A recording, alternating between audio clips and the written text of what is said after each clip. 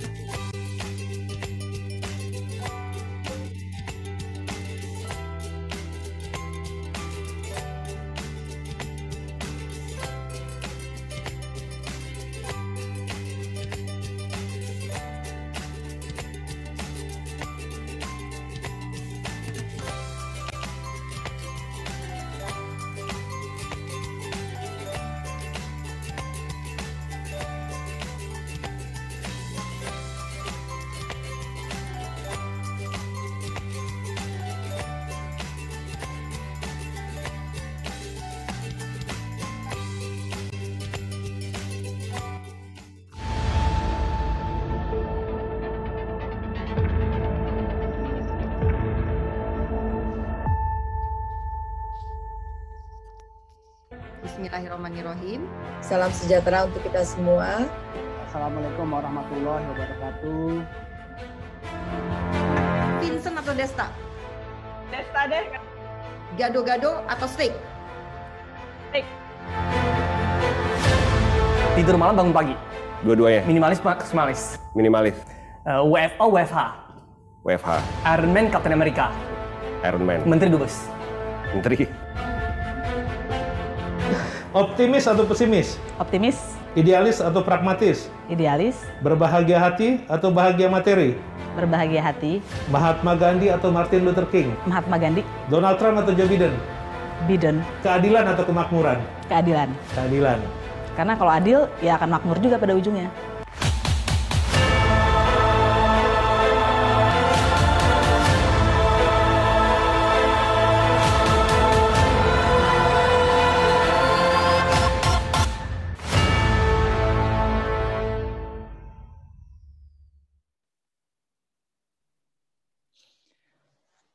Tes.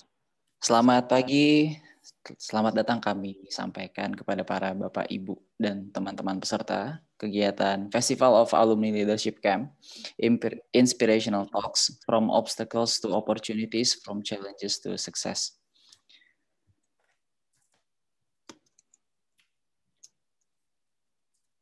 Pada sesi yang pertama ini, pada hari ini, kita akan kedatangan pembicara yaitu Prof. Jimli Asyidiki dan moderator yang telah kami hadirkan untuk memandu diskusi atau kegiatan kita pada pagi hari ini.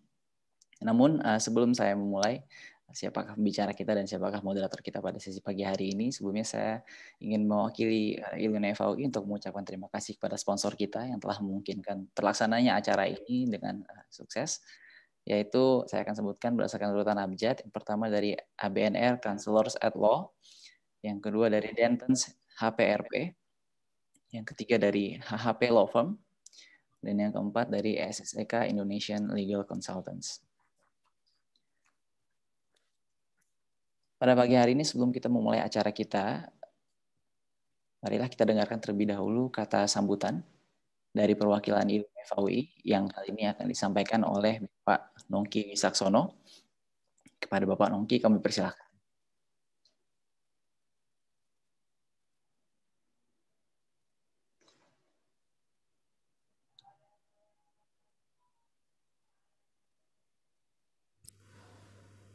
Bismillahirrahmanirrahim. Selamat pagi. Assalamualaikum warahmatullahi wabarakatuh.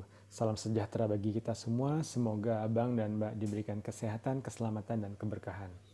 Mewakili Ketua Umum Iluni FAUI, Asoya Ratam, maka saya diminta untuk membuka acara Festival Alumni Leadership Camp minggu kedua yang merupakan rangkaian dari 4 minggu acara. Untuk hari ini acara akan diisi oleh 3 tokoh narasumber yang sangat qualified di bidangnya masing-masing.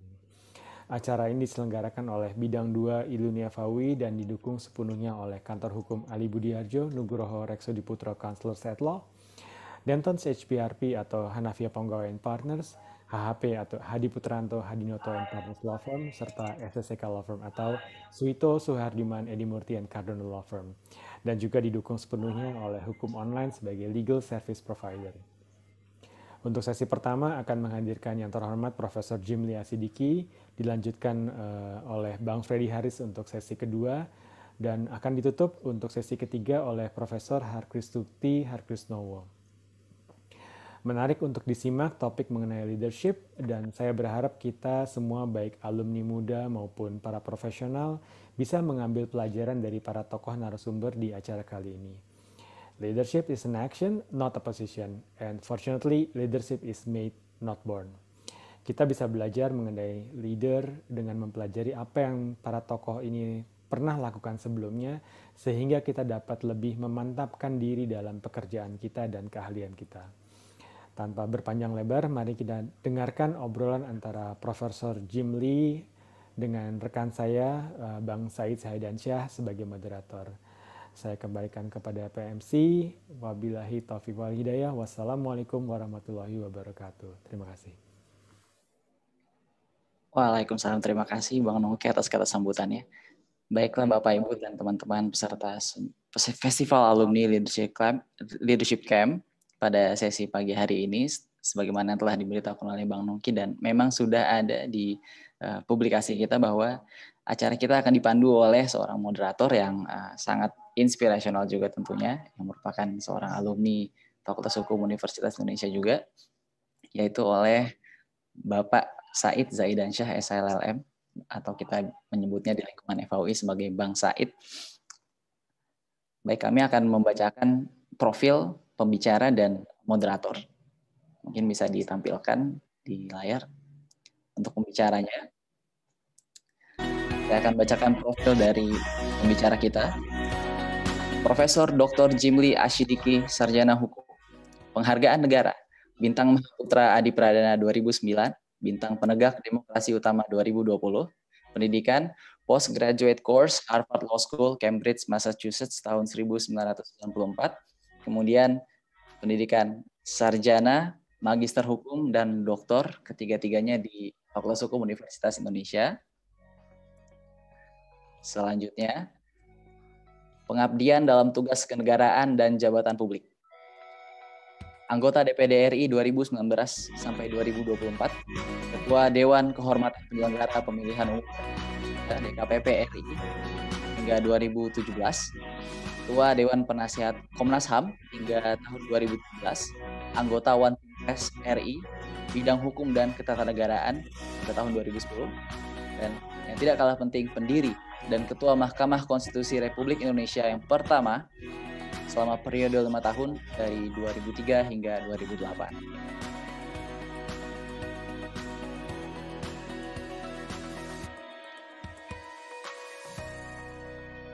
Moderator kita pada pagi hari ini seperti yang tadi sudah kami sampaikan, yaitu Bang Said Zahidansyah. Saya akan sampaikan profil beliau.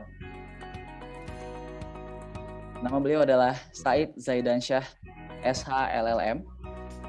Pendidikan beliau mendapatkan gelar Lex Legibus Master dari Queen Mary College of London di London, United Kingdom pada tahun 2001, dan mendapatkan gelar Sarjana Hukum dari Universitas Indonesia pada tahun 1997. Pengalaman beliau saat ini menjabat sebagai Deputy Country Director Indonesia Resident Mission pada Asian Development Bank dari tahun 2018 hingga saat ini, dan sebelumnya berkarir di Baker & McKenzie sebagai Associate dari Maret 1997 hingga tahun 2002 pada bulan Juni. Kemudian organisasi sosial yang digeluti oleh Bang Said, yaitu saat ini sebagai Presiden dari Indonesian Diaspora Network Global, mulai dari Agustus 2019 hingga 2021 saat ini. Demikianlah profil dari pembicara dan moderator yang telah kami kumpulkan dan kami rasa patut untuk diketahui oleh para peserta sekalian. Mungkin untuk tidak memperpanjang waktu lagi, saya bisa serahkan kepada Bang Said untuk memandu jalannya kegiatan kita pada pagi hari ini. Saya persilakan kepada Bang Said. Terima kasih. Ya, terima kasih. Selamat datang ke dalam acara Festival Alumni Leadership Camp. Nama saya Said Zaidansyah. Saya akan menjadi moderator pada acara Inspirational Talk kita pada pagi hari ini dengan Profesor Jimli Asidiki.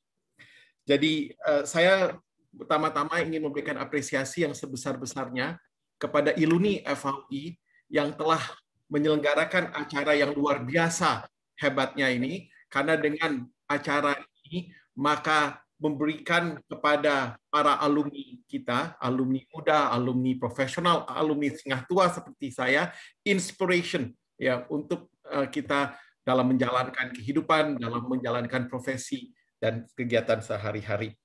Jadi pada hari ini kita berkesempatan untuk mendengarkan kisah dari Profesor Jimli Asidiki. Beliau itu adalah sebuah sosok ya yang betul-betul menggambarkan bagaimana beliau menjadikan tantangan sebagai kesempatan, bagaimana beliau menciptakan tantangan sebagai bekal untuk kesuksesan. Saya yakin, sebagaimana saya juga secara pribadi akan mendengar once we finish hearing this history, setelah kita selesai mendengarkan kisah beliau, maka kita akan mendapatkan makna yang mendalam. Ya, jadi I think we will be better for it ya, setelah mendengarkan kisah beliau. Saya tidak akan berpanjang kisah, jadi mari kita dengarkan taping yang telah kita lakukan dengan beliau. Dan mari kita mendapatkan hikmah dari diskusi yang sempat saya pandu bersama beliau untuk mendengarkan tentang bagaimana kisah dan perjalanan hidup beliau, khususnya perjalanan hidup beliau dalam mengabdi kepada bangsa dan negara yang kita cintai bersama ini. Mungkin demikian antar sedikit dari saya serahkan kembali kepada MC.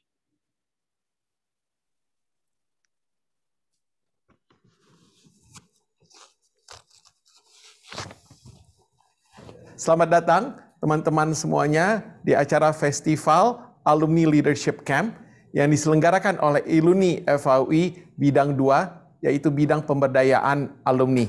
Pada pagi hari ini kita berkesempatan untuk mewawancarai seorang tokoh yang lengkap dari alumni Fakultas Hukum UI. Beliau ini adalah Profesor Jimli Asidiki. Beliau itu adalah guru besar Fakultas Hukum UI. Tapi selain itu, beliau juga adalah Ketua Mahkamah Konstitusi pertama di Indonesia, Ketua DKPP, Dewan Kehormatan Penyelenggara Pemilu pertama di Indonesia. Dan beliau adalah asisten Wapres yang terakhir. Selain itu juga pernah menjadi anggota Dewan Pertimbangan Presiden. Lengkap bukan? Akademisi iya, politisinya pun ada juga dikit sana sini, tapi juris juga, juris par excellence lagi. Jadi kita betul-betul mendapatkan kehormatan untuk bisa mendengarkan dari Prof. Jimli berbagai tips beliau sehingga bisa menjadi tokoh paripurna seperti saat ini. Tapi sebelum kita ke sana, mari kita lakukan sedikit trivial question ini, Prof. Ya, jadi ada beberapa pertanyaan yang akan saya ajukan. Ya, jadi saya akan menyampaikan 2 poin. Nanti Prof harus jawab secepat mungkin salah satu dari ini. Jadi ini benar-benar datang dari hati nih, Prof. Oh, ya. gitu. Jadi ini hal-hal yang menarik ini, Prof. Yang pertama, pempek atau soto Betawi? Pempek lah. Jakarta atau Palembang? Jakarta, karena kita hidup di Jakarta sekarang. Tapi saya tidak bisa tinggalkan Palembang. Sampai sekarang saya ketua Badan Kerjasama 5 Provinsi. Wah, luar biasa. Saya pembina TP Sriwijaya. Wah. Dan saya lagi membangun masjid terbesar 15 hektar. Oke, bagus, luar biasa. Jogging atau sepeda? Dua-duanya. Karya seni atau karya tulis? Karya tulis. Politisi atau akademisi? Akademisi di bidang politik. Ini Habibie atau Natsir? Habibie. Ya dua-duanya. Nasir Tapi juga. harus salah satu, Prof. Karena Nasir itu pembimbing saya. Bahkan tidak ada orang yang digaji gaji perjuangan istilahnya. Ya, Pak Nasir ngasih saya waktu saya masih mahasiswa gaji bulanan. Gaji apa nih Pak? Saya kan udah kerja. Ini namanya gaji perjuangan. Jadi masih berkesan. Tapi ya, saya dengan Pak Habibie itu dekat sekali. Ini Prof, pertanyaan penting ini Prof. Relevan saat ini. Apa itu? 2 periode atau 3 periode? Ya 2 lah. Itu kan amanat reformasi. Dan konstitusi kita sudah ngatur begitu. Bukan soal berminat atau tidak berminat. No, tidak boleh. Rule of law atau rule by law? Rule of law. Rule by law itu istilah yang salah. Dalam teori maupun dalam praktek. Itu penyimpangan. Oke, siap. Nggak boleh. Siap, nggak boleh ya Prof ya. Sekarang kembali ke Undang-Undang 45 yang asli atau amandemen seperti saat ini? Kita mesti maju dengan memperbaiki yang ada. Bukan balik kanan. Jadi amandemen Prof ya? Iya, perbaikan terus-menerus. Oke, wah ini bukan sebagai kembali ke masa lalu. Ini guru besar hukum tata negara yang bicara ini. Wah, luar biasa. Mantap. Jabatan Hakim Konstitusi Prof dibatasi atau seumur hidup seperti di Amerika untuk Supreme Court Untuk Justice? Indonesia sudah tepat, tapi jangan pakai periodisasi, pakai usia. Oke, Ya, jadi seperti Mahkamah Agung. Supaya dia tidak dipengaruhi oleh siklus politik. Prof Jimli kan tinggal di Palembang, besar di Palembang ya. Tetapi mengapa akhirnya memilih jurusan ilmu hukum dan mengapa memilih kuliah di UI, Prof? Ya, saya kan keluarga yang tidak punya, tapi tidak miskin. Nah, jadi memang saya dulu pindah ke Jakarta, ya kan, untuk mengikuti pendidikan, tapi kerja dulu. Jadi saya 74 saya kerja dulu. Oke. Nah, jadi sudah 3 tahun saya bekerja di kedutaan Pakistan, kemudian kedutaan Mesir, gitu. Baru kemudian saya sambil kerja, ya kan, saya pindah lagi ke LP3IS, saya kuliahnya sore. Oke. Nah, jadi kayak extension ya? Extension, jadi Ansor, anak sore. Kalau Yusril, anak pagi. Oke. Satu angkatan nih, Prof? Karena keluarganya berada, jadi dibiayai oleh keluarga. Kalau saya enggak. Saya membiayai diri sendiri. Ansor, anak sore. Anak sore. Waduh, luar biasa. Prof, kalau bisa membiayai diri sendiri kan, Prof kan selain dari kerja jadi membiayai diri waktu kuliah itu, Prof? Ada 3 pekerjaan yang saya lakukan bersamaan. Cari nafkah, organisasi sosial, aktivis, dan yang ketiga kuliah. Dan 3-tiganya saya niatkan harus sukses. Maka di ruang kuliah, ya, nilai pertama yang saya dapat itu sosiologi hukum, pengantar sosiologi Profesor Suryono Sukanto. Orangnya killer. Iya. Nah, dari 300 mahasiswa sore itu, begitu ada tes pertama, cuma 3 yang dapat hitam, yang lainnya merah semua. Waduh. Cuma 3 orang. 2 orang yang dapat hit, yang dapat nilai. Salah satunya pasti Prof dong. Iya, kita kan begini semua. Pertama itu wartawan Kompas, namanya siapa tuh namanya, lupa saya itu, teman saya itu. Kemudian dia kuliahnya di Jerman, doktornya dari Jerman dia. Dan yang kedua saya. Wah. Dan kami dapat 6. Oh, jadi pas gitu ya. Lewati passing grade. Yang lain 300 orang itu ada 5 ada 4. Dan Suryono Sukanto, ya kan? Ini belum semester pertama, belum, baru tes 1 bulan kuliah. Iya. Dia udah ngomel-ngomel semua, dimarahin. Kecuali kami berdua. Ciut semua. Tapi kita bangga tuh. Nah, jadi saya sejak itu saya termotivasi. Semua mata kuliah saya harus. Maka saya menonjol. Tapi ya Prof ya, berarti kan ini saya lihat ya, kalau saya lihat jenjang Prof gitu ya. Jadi juris, terus jadi seperti apa birokrat lah, asisten wapres begitu ya, eselon 1A gitu kan. Bahkan itu mungkin eselon 1A-nya 1A gitu Saya ya. eselon 1 itu sejak tahun 93. Oh jadi ketika belum umur 40 tahun. Belum. Saya staf ahli Mendikbud Wardiman Joyonegoro tahun 93. Wah, luar biasa, 37 tahun Prof ya. Jadi saya dapat pangkat khusus. Wah, luar biasa. Tapi berarti memang Prof itu udah agile gitu ya, sudah biasa bergerak, artinya memang karena kerjanya 3 begitu ya. Kalau jadi kuliah, fleksibel gitu ya. Kuliah tidak pernah bolos, prestasi, ya kan? Nah, dan saya ngajar sejak tahun 81, belum selesai.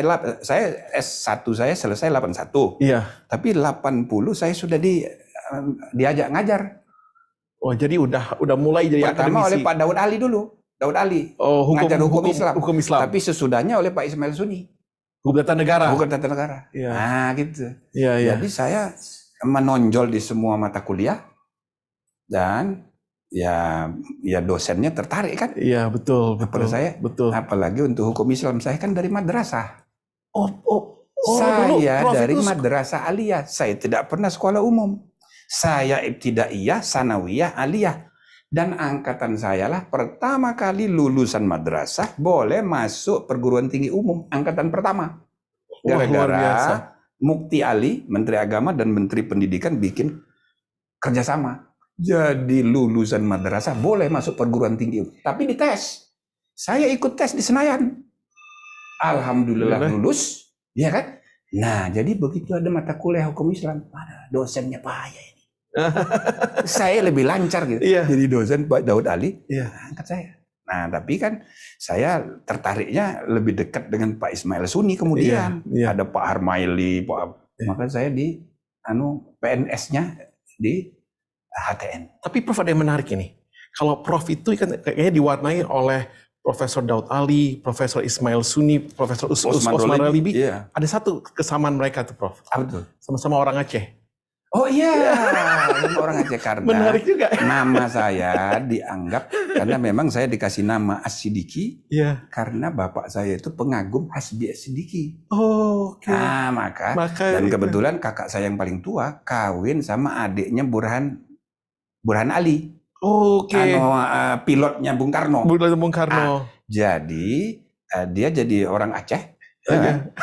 Jadi saya bergaul banyak dengan keluarga dari Aceh. Jadi menarik ya. Maka kalau orang Aceh menganggap saya ini orang Aceh. Menarik jadi kalau ada orang Aceh menganggap saya orang Aceh, saya diemin aja. Biar mereka tersesat di jalan yang benar. Tersesat di jalan yang benar. Nah, itu istilah menarik itu. Jalan yang baik. Tersesat di jalan yang baik ya. Betul Prof.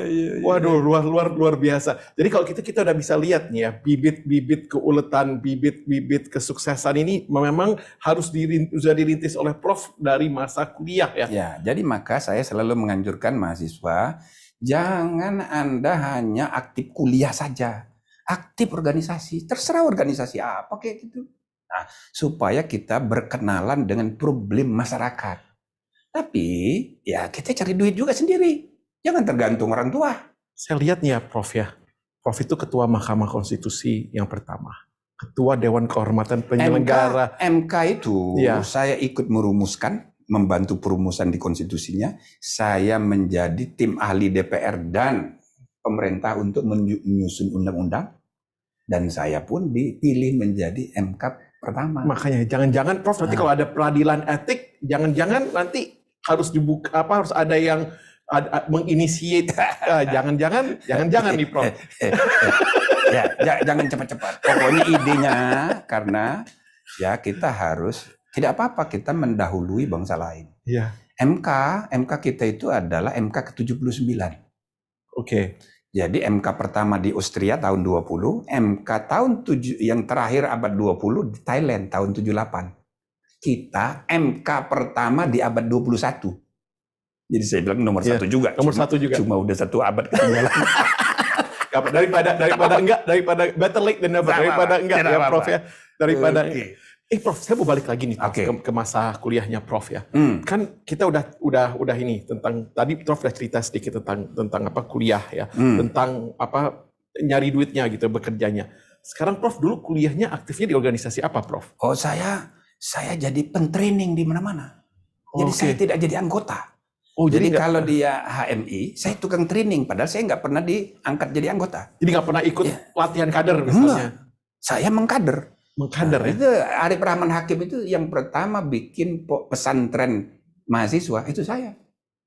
Saya yang menggagasnya, ketua masjidnya Pak Daud Ali waktu itu, kita bikin. Ada panitianya. Masjid dari Salemba. Arif Rahman. Arif Rahman Hakim, Arif Rahman di Salemba. Depok belum ada. Belum ada, iya betul di Salemba. Kan At-Taqwa di Rawamangun. Tapi itu Arif Rahman. Nah, saya bikin situ. Jadi saya dulu remaja masjid. Saya ketua Youth Islamic Study Club Al-Azhar tahun 76. Maka saya ketua Pemuda Masjid Indonesia. Itu aktif saya. Tapi di HMI, di PMII, saya jadi tukang training. Menarik. Gak pernah ikut aktif tapi jadi ini ya. PI. Kalau PI pernah jadi anggota di Palembang dulu. Waktu masih SMA. Waktu masih di madrasah. Itu saya jadi pengurus PII. Maka sampai sekarang saya pengurus yayasan, pembina yayasan Menteng Raya 58. Ya, itu apa sekretariatnya PII ya. Kalau Al-Azhar sekarang saya ketua pembina Al-Azhar 230 sekolah seluruh Indonesia. Jadi pekerjaan saya banyak sekali. Jadi yayasan Al-Azhar itu Prof yang saya ketua pembinanya sekarang. Ketua pembinanya ya. 15 tahun. Prof cerita nih pengalaman sebagai pejabat publik, banyak menduduki posisi gitu. Dan juga membahas tentang isu integritas. Bagaimana kalau menurut penilaian Prof ya tentang tingkat integritas pejabat publik kita? Apakah ada trajektorinya? Apakah sedang semakin membaik, sama atau semakin memburuk, Prof? Secara umum saya dapat mengatakan memburuk. Karena sesudah reformasi ada ruang kebebasan yang makin luas, makin tidak terkendali. Sistem norma menjadi kurang efektif. Nah, tambah lagi disrupsi teknologi, komunikasi dan informasi ini menambah makin keadaan mengalami anomali dan anomi. Jadi norma lama sudah tidak berlaku, norma baru belum efektif. Nah, ada keadaan kacau ini. Nah, disitulah ruang integritas itu menghadapi problem. Nah, jadi kualitas dan integritas jadi problem. Kualitas perilaku dan integritas perilaku pejabat publik itu menurun. Jadi walaupun misalnya udah ada KPK, ya terus udah ada sekarang lebih banyak peranan netizen, peranan publik yang lebih banyak cawe-cawe gitu ya. Itu tapi tetap integritas ini ya masih trajektori menurun ya Prof ya. Jadi gitu. Ada KPK saja dia turun, apalagi nggak ada. Betul.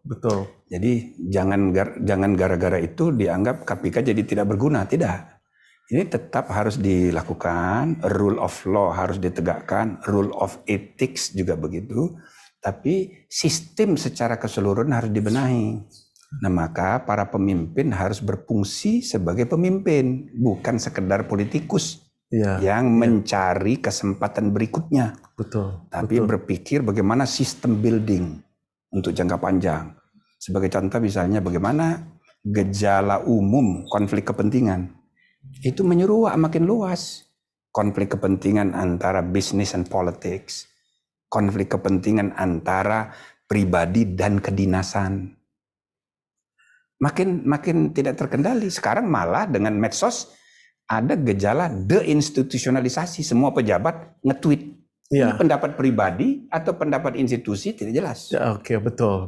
Nah, jadi blur gitu ya. Blur. Nah, sehingga ini harus dibenahi. Maka semua pejabat tuh sebaiknya punya sikap statesmanship, sikap kenegarawanan, dan sekali sudah menduduki jabatan, lupakanlah itu politik, lupakan partainya, layani kepentingan rakyat seluruhnya, lupakan pemilih, lupakan tim sukses. Sekarang Prof ya, ini bicara lagi, dan ini jawaban Prof sangat menarik. Tetapi kalau Prof dari sudut ketatanegaraan Prof, apakah ada solusi dari misalnya sistem ketatanegaraan yang mungkin bisa diperbaiki ya yang bisa di reform untuk memperbaiki integritas. Tadi kan Prof bicara tentang peradilan etik. Apakah itu salah satu solusi? Itu salah satu. Iya. Tapi yang kedua harus ada ketegasan kebijakan mengenai larangan konflik kepentingan. Oke. Itu konflik kepentingan itu luas, ya, luas sekali. Misalnya bisnis dan politik. Ini gejala umum seluruh dunia karena ada tren bahwa demokrasi itu makin mahal. Iya. Popularitas memerlukan jasa media dan itu harus dibayar. Maka saya sering mengatakan dalam sejarah Amerika belum pernah bisa terbayang seorang konglomerat bisa jadi presiden Amerika. Walaupun ada 7 yang punya latar belakang bisnis, tapi kan kecil-kecil, ya kan? Tapi yang konglomerat belum pernah. Tapi sudah terjadi dan konflik kepentingannya luar biasa. Betul. Nah, jadi ada perkembangan-perkembangan baru yang harus dimengerti yang dulu nggak ada, ya kan? Misalnya undang-undang larangan konflik kepentingan itu ada di Amerika. Kalau pejabat berpolitik, berbisnis silakan, tapi you punya saham harus diserahkan kepada blind trust management untuk dikelola secara independen supaya tidak konflik kepentingan.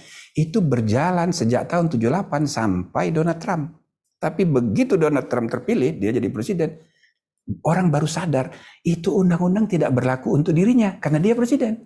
Maka dia tidak berhenti dari kedudukannya sebagai businessman, raja bisnis. Konflik kepentingan terjadi dan berpengaruh ke seluruh dunia. Itu satu. Nah, gejala yang lain adalah ya seperti di kita. Memang belum ada kesadaran untuk memisahkan mana bisnis dan politik. Tambah lagi ini sekarang. Itu loh. Belum lagi budaya feodal. Ya kan, maka semua partai mengalami pembiruan darah dinasti semua. Padahal namanya demokrat atau demokrasi cuma berek. Internal demokrasinya tidak ada. Nah, itu hal-hal yang harus dibenahi. Betul. Sekarang kan Prof itu umur 37 jadi staf ahli Mendikbud. Terus ya, juga Eselon 1B. Eselon 1B. Terus tahun 97, 98 Prof jadi asisten Wapres. Asisten Wapres. Itu satu yang A-nya Wapresnya jadi presiden. Wapres jadi presiden. Itu bukan hanya 1A, tapi 1A-nya 1A. Oh itu ya. Ya kalau naik, asisten Mensesnek, asisten menteri 1A. 1A. Asisten Wapres kan nggak mungkin.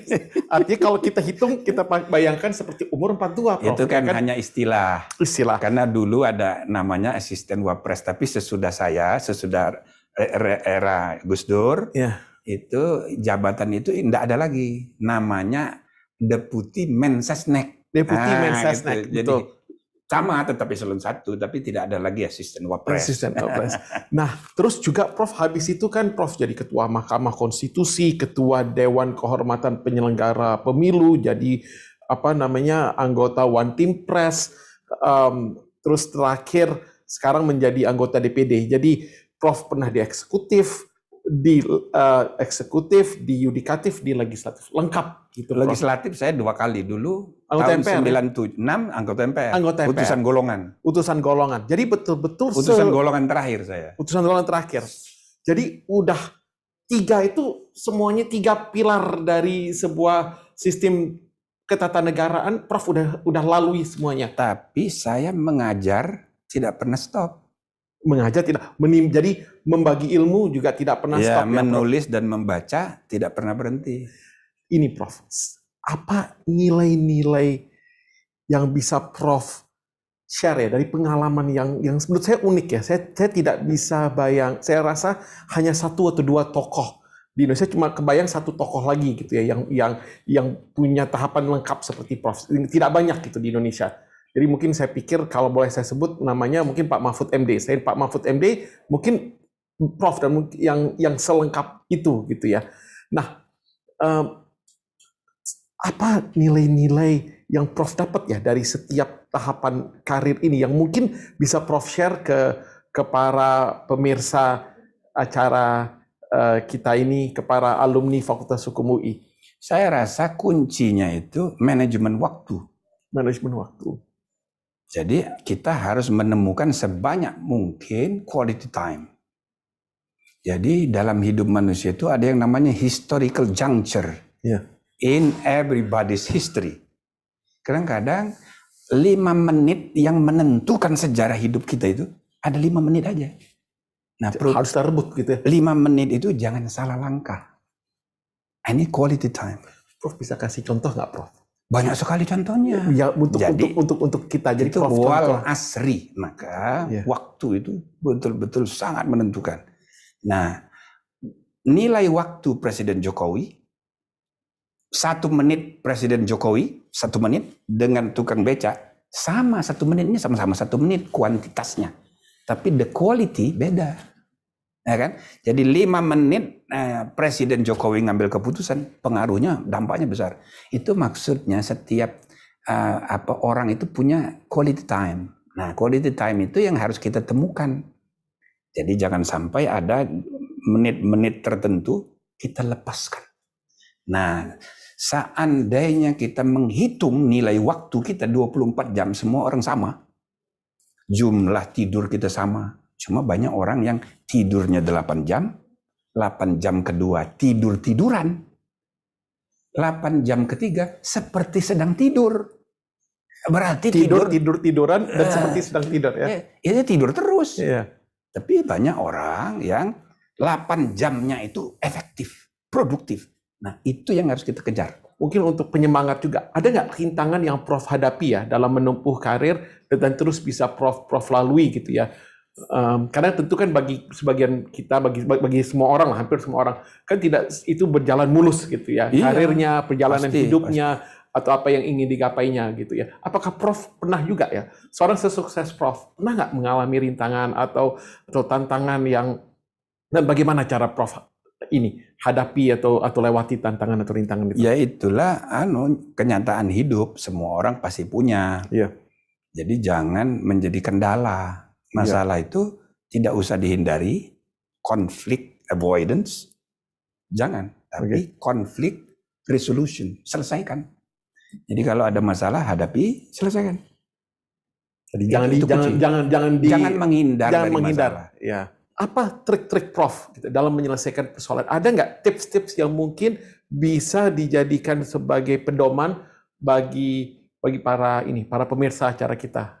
Ya, pertama kita harus memahami the underlying problemnya. Setiap masalah itu harus dipahami seluk-beluknya. Nah, itulah kualitas informasi, kualitas pengetahuan. Itu nomor 1. Tapi yang kedua itu soal integritas, soal batin, soal sikap. Bagaimana kita bersikap tentang problem. Itu tadi, hadapi, dan ikhlas saja. Kita hadapi dengan tulus. Akal tulus, jangan akal bulus. Akal tulus ya. Apalagi akal fulus. Itu harus dihindari. Kita harus akal tulus. Akal tulus ya. Selesaikan masalah dengan kesungguhan, dengan ketulusan gitu kan, dan berkomunikasi dengan baik dengan sesama.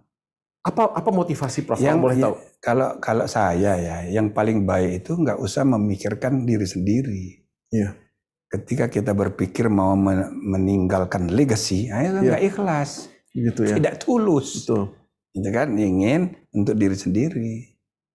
Jadi Anda atau kita mesti membayangkan pikiran besar. Ya untuk semua. Jadi bagaimana masa depan bangsa ini mesti diarahkan.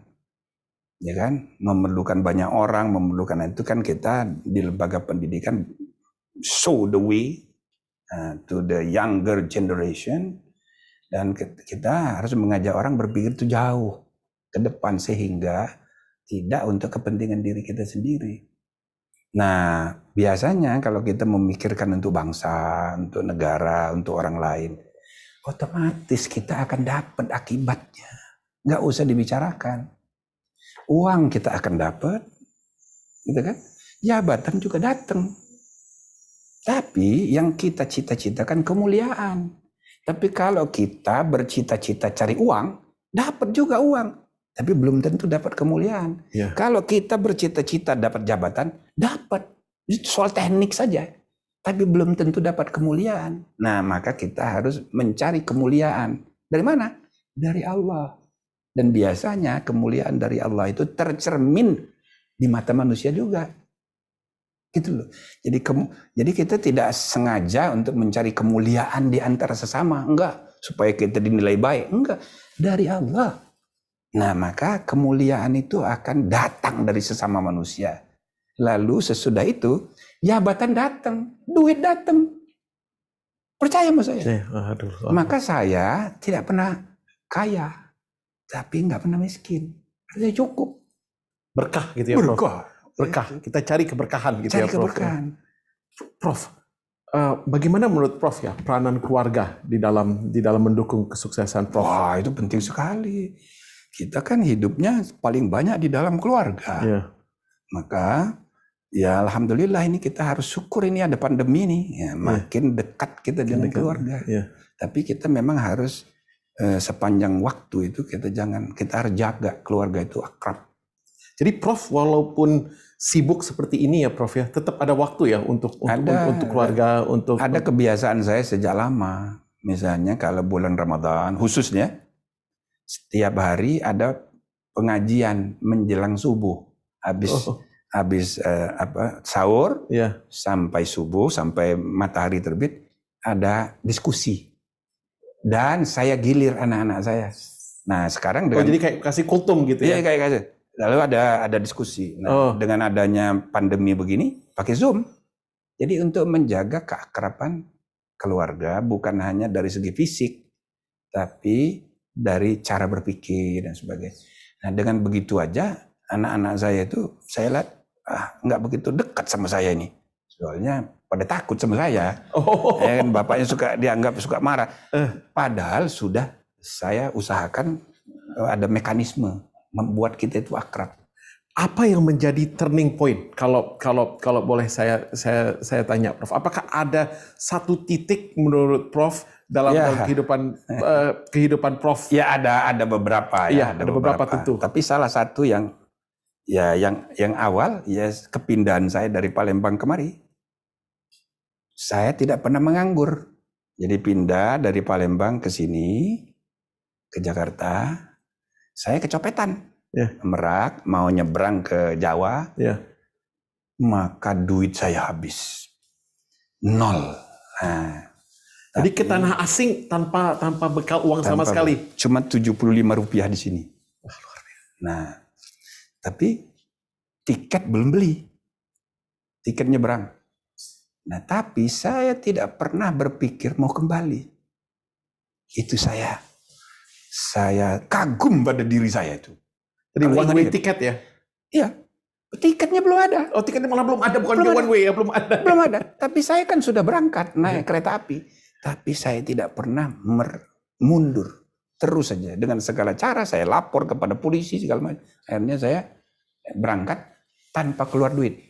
Sampai ke Jakarta tanpa keluar duit. Nah, subuh sampai sarapan pagi baca koran. Baca koran itu hari itu ada pengumuman.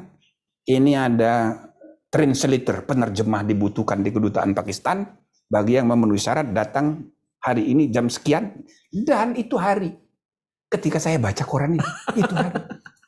Maka saya datanglah ke kedutaan itu, langsung dites. Ini pakai bahasa Urdu atau bahasa Inggris? Bahasa Inggris. Ya. Nah, itu terus karena saya guru bahasa Inggris di Palembang. Itu Tontowi Yahya, Helmi Yahya itu murid saya. Di Palembang? Di Palembang. Ada kursus bahasa Inggris. Saya bisa bahasa Inggris. Belajar dari turis. Nah, jadi saya pindah ke Jakarta itu dengan niat. Ya kan? Dan tidak ada niat kembali walaupun ada masalah. Nah, itu. Ya kan? Dan alhamdulillah tidak nganggur.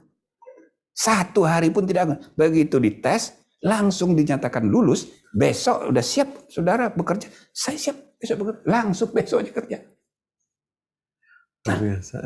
Nah, jadi menarik sekali. Sambil saya cari duit, lalu kemudian ya saya lihat peluang untuk kuliah ini. Saya maunya di UI nih. Oh, jadi waktu ke Jakarta itu belum ada di genggaman UI ya, Prof? Belum, mau cari duit dulu. Mencari duit dulu. Iya. Berapa lama tuh Prof antara tiba di Jakarta sampai kuliah di Fakultas Hukum UI? Itu 3 tahun. 3 tahun. 3 tahun. Itu kan 77 saya baru masuk. Baru masuk ya. Jadi 74 Ansor masuk tadi. Jakarta, 77 jadi anak sore ya, Ansor. Ansor. Nah, sesudah itu tahun 1980 sudah mulai jadi asisten. Ya. 81 sudah resmi jadi PNS, kan, dan seterusnya. Ya. Terus apa turning point lainnya, Prof? Ada nggak? Ada, misalnya kepindahan saya ke HTN. Itu saya rasa tepat.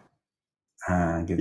Itu kapan tuh, Prof? Itu tahun 84 gitu, 82 kira-kira. Oh, jadi udah dosen di Fakultas Hukum UI, tapi waktu itu dapat di HAN. Enggak, hukum Islam. Hukum Islam. Oh. Dan agama Islam. Oh. Asistennya Usman Alibi. Usman Alibi, ya. Nah, tapi saya memilihnya Ismail Zuni. Ya. Jadi saya ambil HTN. Ya. Ya, karena diajak juga oleh kan, saya harus milih kan. Ya, betul. Jadi kemampuan memilih itu hal yang paling penting juga, hal yang penting juga untuk sukses dalam hidup ya, Prof ya. Iya. Sebab saya bayangkan ahli hukum Islam biarlah orang YIN. Kita ini ahli tata negara ini. Benar juga itu. Iya kan? Benar juga. Nah, ini mungkin bukan mahasiswa, tapi mungkin untuk alumni muda atau alumni yang mungkin udah nggak muda lagi tapi belum lagi menapaki karir ya. Nilai-nilai dan karakter apa yang harus dimiliki oleh seorang yang berinspirasi menjadi atau memiliki aspirasi jadi sebagai akademisi. Guru besar, akademisi dan ultimately sebagai guru besar. Saya rasa kalau jadi akademisi tentu harus banyak membaca. Membaca itu zamannya sekarang sudah semakin mudah, ya kan, melalui Google, maka kita mudah sekali mencerna ide-ide baru yang muncul di semua bidang. Dan apalagi untuk HTN gitu ya, jangan terpaku kepada hukum tata negara positif, hukum positif titik koma, pasal-pasal undang-undang dasar.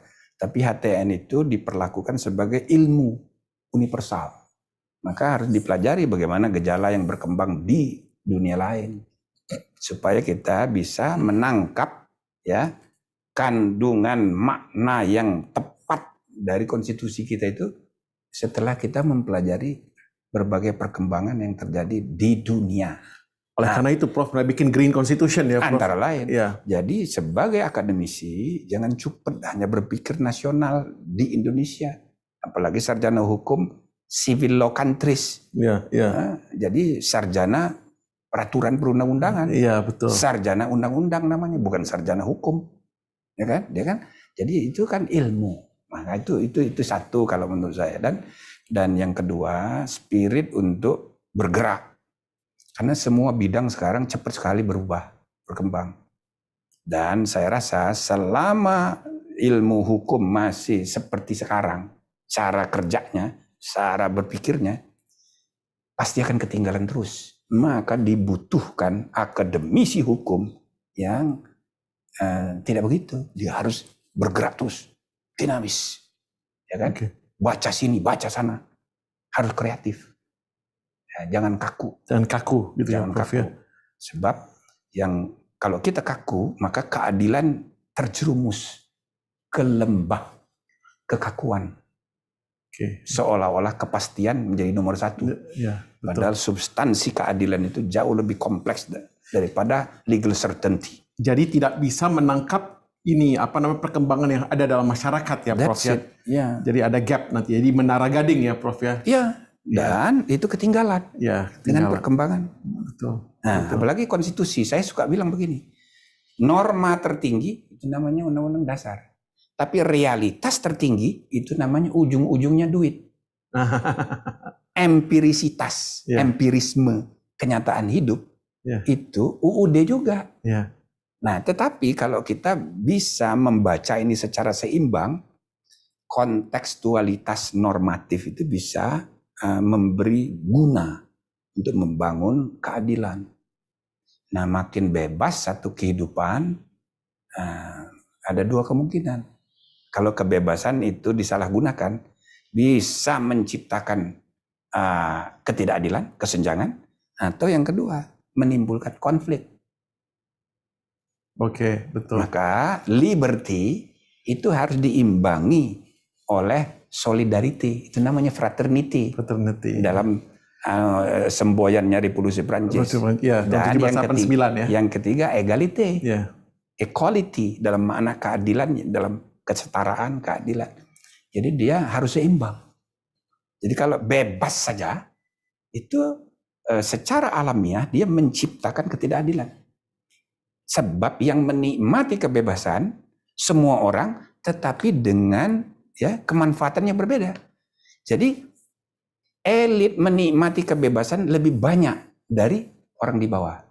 Maka kalau orang itu berkuasa, dia lebih banyak mendapat faedah dari kebebasan itu dari orang di bawah. Maka dia semakin jaraknya makin jauh. Juga ekonomi. Kalau orang punya kekayaan lebih banyak, diberi ruang bebas, maka dia mendapat keuntungan dari kebebasan lebih banyak dari orang miskin. Akhirnya maka kesenjangan makin jauh. Itu. Dan ini juga akan menimbulkan potensi konflik. Makanya solidaritas, fraternity jadi penting. Itu 3 itu. Nah, baru kita memikirkan yang keempat, prosperity. Nah, gitu kan.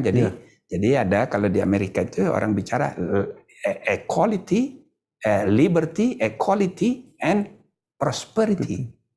Kalau di Prancis liberty, egalite, fraternity. 3 tambah 3 sama dengan 4. Iya. 3 tambah 3 sama dengan 4. Itulah Indonesia ditambah 1 ketuhanan yang Maha Esa. Dan Pancasila. Betul. Nah, tapi Prof, kalau misalnya kita ambil ya, jadi nilai-nilai itu saya pikir juga mungkin sama juga ya untuk apa yang perlu dimiliki oleh seorang katakanlah ketua Mahkamah Konstitusi atau hakim Mahkamah Konstitusi. Sangat, karena para hakim itu dia harus menemukan kebenaran, menemukan keadilan yang hidup dalam masyarakat ya. Tidak dengan grammatical reading of the law and the constitution, tapi philosophical and moral reading of the law and the constitution. Gitu. Jadi dia tidak bisa hanya kotak-katik titik koma. Itu namanya jadi sarjana titik koma. Sarjana titik koma ya. Iya. Dan saya rasa para pemirsa sudah banyak mendapatkan life values ya yang membentuk Prof menjadi seorang yang sangat sukses seperti saat ini. Tetapi ada tidak mungkin kata-kata terakhir atau inspirational words terakhir ya yang mungkin bisa menggambarkan life value ya dari Prof Jimli Asidiki. Dimanapun kita berada, ambil hakmu, jangan lebih dari semestinya. Berikanlah kewajibanmu, jangan kurang dari seharusnya. Oke, itu penjelasannya panjang. Tapi kalau Anda bisa jadikan pegangan itu untuk hidup di mana saja, insya Allah you sukses. Ada tidak tokoh yang betul-betul menginspirasi Prof, yang mungkin menurut Prof hidupnya mencerminkan filosofi itu? Saya banyak tokoh-tokoh yang saya pelajari. Tokoh-tokoh bangsa kita. Jadi tergantung konteksnya. Jadi kalau misalnya ketika saya dipercaya di Ketua Mahkamah Agung, yang paling saya banyak baca itu ya John Marshall. Pribadinya John Marshall, ide-idenya dialah yang memutus pertama kali pada tahun 1803 sebagai Ketua Mahkamah Agung Amerika membatalkan undang-undang yang belum pernah kejadian dalam sejarah. Maka sejak itulah namanya judicial review. Itu kasusnya Marbury versus Madison. Nah, saya dalami karena saya jadi ketua Mahkamah Konstitusi. Saya pelajari tentang orang ini. Wah, menarik sekali. Itu misalnya. Jadi ketika misalnya ditugasi lagi jadi apa? Anda pelajari juga tokoh-tokoh di bidang itu. Jadi itu contohnya. Jadi depends on karena banyak sekali. Tapi pada akhirnya tokoh yang paling sempurna dalam yang harus kita jadikan contoh Nabi Muhammad SAW. Itu orang luar biasa. Nggak habis-habis itu cerita mengenai Nabi Muhammad itu kalau kita mau jadikan contoh termasuk urusan keluarga. Dia bisnis family bersama Siti Khadijah. Dia poligami. Dia tidak poligami, dia monogami. Cuma istrinya cuma satu. Dengan Siti Khadijah. Dan dia punya anak keluarga sesuai dengan tujuan berkeluarga dengan Siti Khadijah. Selanjutnya itu dia kawin dengan beberapa bukan untuk tujuan keluarga, bukan untuk tujuan mencari keturunan, bukan, melainkan hanya untuk dakwah. Misinya beda, maka istrinya selanjutnya itu cuma 2 yang gadis, selanjutnya itu orang tua-tua semua. Iya. Nah, jadi banyak sekali. Ini kita sebelum kita akhiri acara, kita ada beberapa foto nih dan pengen tahu nih. Foto saya. Foto ya tentulah Prof. Foto Prof tapi dengan dalam berbagai situasi dengan berbagai tokoh nih. Oh. Mungkin Prof bisa sedikit cerita nih ya. Mungkin saya ambil foto yang pertama yang ini Prof. Oh, iya. Pak Habibie. Ya di mana ini? Kayaknya di sini. Enggak di rumah Pak Habibie. Yang di ini, yang di Kuningan, di Patra Kuningan. Iya. Ya, kan dia pernah juga ke sini, kita foto-foto rame-rame sini. Bulan puasa ya. Bulan puasa. Ini tapi foto kalau ini di rumahnya dia. Oke, di Patra Kuningan ya, di Jakarta ya, Prof ya. Itu Ibu Ainun tuh. Itu ya, oke, siap. Nah, kalau yang ini gimana, Prof? Ini dengan siapa nih, Prof? Nah, ini siapa nih? Ini saya megang buku siapa ini? Oh, Pak Sabam. Ini Sabam Sirait. Iya. Pak Sabam Sirait. Ini ibu istrinya. Oke. Ini saya diundang makan sama dia. Ini dia kasih saya buku Pak Sabam Sirait. Pak Sabam Sirait, ya. Kan kita sama-sama terpilih. Jadi anggota saya nomor 1 di nomor 2. Oh, anggota DPD. Iya. Bapaknya Marwar. Nah, gitu. Jadi saya diundang sama Pak Sabam makan. Ini di rumahnya ini. Oh, di rumahnya. Oke, menarik. Tapi mukanya kok agak aneh ya. Ya ini belum terlalu lama ini. Masih baru kan, Prof juga baru tahun terpilih lalu kan ini. sebagai 2 anggota. tahun. Iya, 2 tahun ya. 2019. Kalau yang ini dengan siapa nih, Prof? Oh, ini Hun Sen. Oh, dengan Hun Sen di Kambodia ya. Saya kan diundang menjadi pemantau pemilu di Kamboja. 2 saya, 1 kali lagi Putin. Putin itu waktu Pilpres terakhir 2018. Iya. Yang ini 2019. Ini Prof Jimli dengan Hun Sen di Phnom Penh. Wah, ini sebagai pemantau pemilu nih, luar biasa. Nah, ini Prof, kalau yang ini saya mungkin bisa tebak-tebak ya, tapi mungkin Prof Wah, ini waktu pemilihan pelantikan ketua periode ketiga. Ya. Ini penggantian Prof dengan Pak Mahfud. Ya. Sesudah itu kan saya berhenti. Iya. Ini fotonya waktu pelantikan Pak Mahfud. Belum pelantikan. Ya? Itu baru pemilihan ya. Baru pemilihan. Pemilihan ya, siap. Ini fotonya ya. Oh, ini dengan Pak Tri, dengan Pak Habibie. Ini di mana ini ya? Ya, ini salah satu acara. Saya ini kalau dengan Pak Tri itu setiap Lebaran pasti saya ke rumahnya. Oke. Sudah puluhan tahun. Beliau kondisinya gimana nih, Prof? Kan udah cukup sepuh juga ya? Ya, udah sangat sepuh. Sangat sepuh ya? Jadi dia selalu ingat sama saya tuh. Nah, jadi saya itu dengan tokoh-tokoh itu, dari semua golongan gitu, saya rajin. Saya datang. Itu sebelum bahkan menjadi staf ahli Mendikbud ya, Prof? Saya jadi sebagai mahasiswa. Sebagai mahasiswa, sebagai dosen gitu ya, dosen muda ya, Prof ya?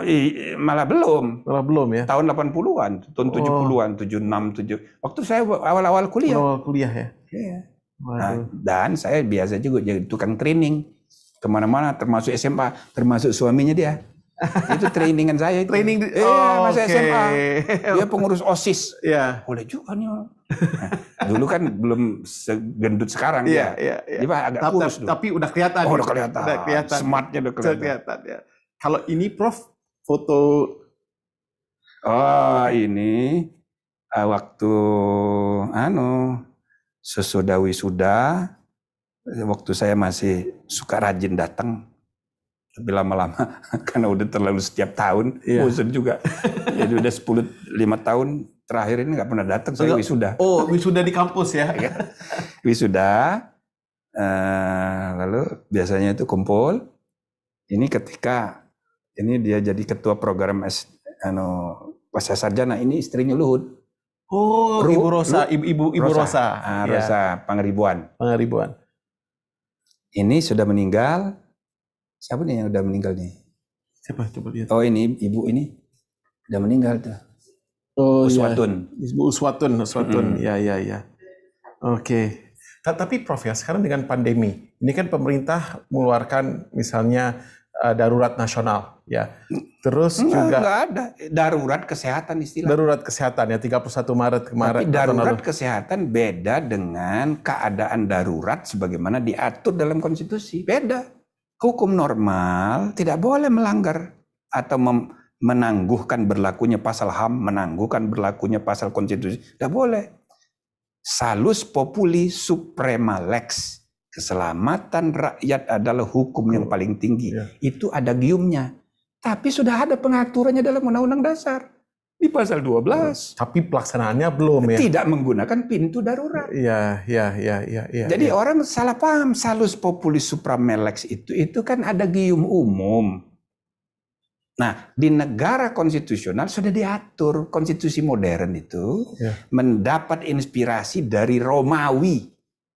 Maka diatur namanya hukum darurat. Istilahnya keadaan bahaya. Tapi nggak pernah dipakai. Ya. Karena takut, karena trauma. Apalagi undang-undangnya udah ketinggalan zaman. Ya saya bilang harus diperbaiki, bikin perpu. Jadi penataan hukum kita itu yang soal-soal kecil-kecil begini banyak yang tidak menyadari, tapi itu serius. Implikasinya kemana-mana. Kalau Anda bekerja dengan menggunakan hukum normal, padahal keadaannya itu keadaan tidak normal, itu tidak akan menghasilkan keadilan. Kalau Anda bekerja dalam keadaan normal, tapi menggunakan hukum yang tidak normal, itu juga tidak benar.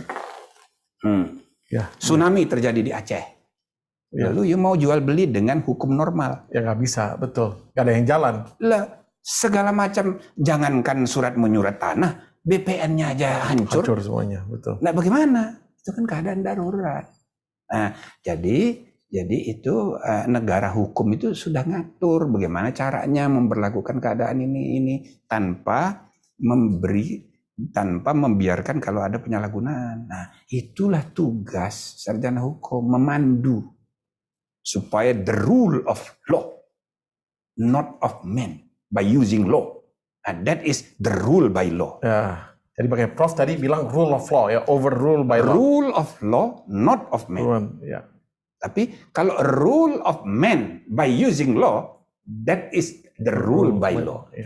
Demikianlah wawancara kita dengan Profesor Jimli Asidiki, seorang tokoh paripurna yang malang melintang di dunia legislatif, yudikatif, eksekutif, dan juga seorang tokoh akademisi, guru besar Fakultas Hukum UI.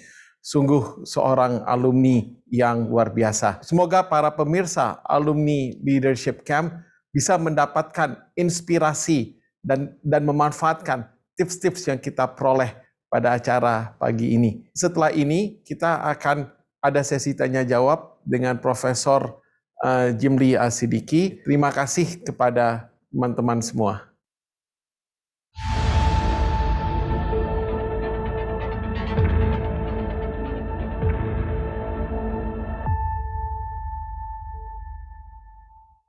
Bismillahirrahmanirrahim.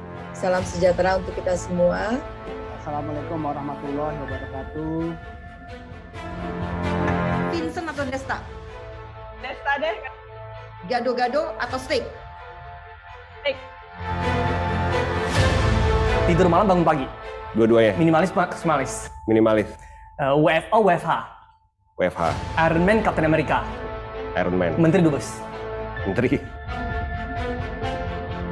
Optimis atau pesimis? Optimis, Idealis atau pragmatis? idealis, Berbahagia hati atau bahagia materi?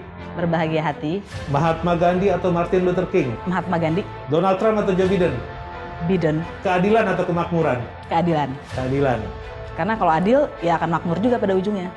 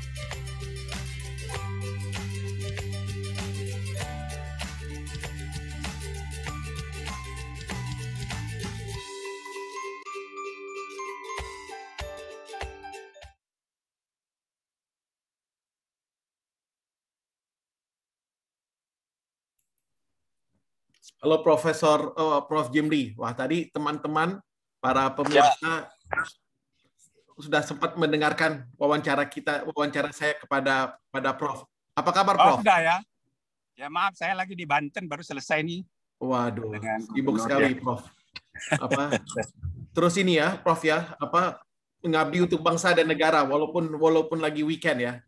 Ya, bagaimana orang perlu kita menyebar kebajikan, menyebar manfaat sebaik-baik orang kalau dia berguna bagi orang lain. Nah, gitu.